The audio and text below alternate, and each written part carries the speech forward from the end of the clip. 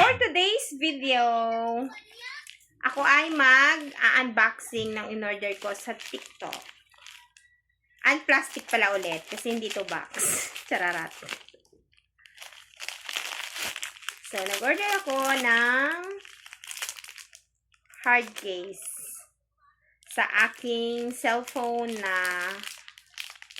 Honor X9C. So, I'm gonna try it. Yan. Siyempre, pink at saka black. O, diba? May pa glitters siyang ganun. Oh. Ganda. It's a pink and the other one is a black. I'm gonna try the black one.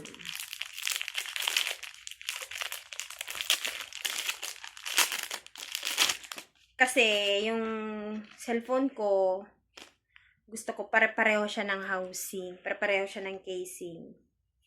Iba-iba siyang unit, pero gusto ko pare-pareho siya ng case. Kasi, para akala ni, pagbalik ko, akala ni madam, isa lang yung phone ko. Tsara.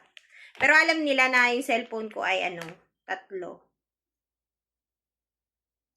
O, diba? Ang ganda!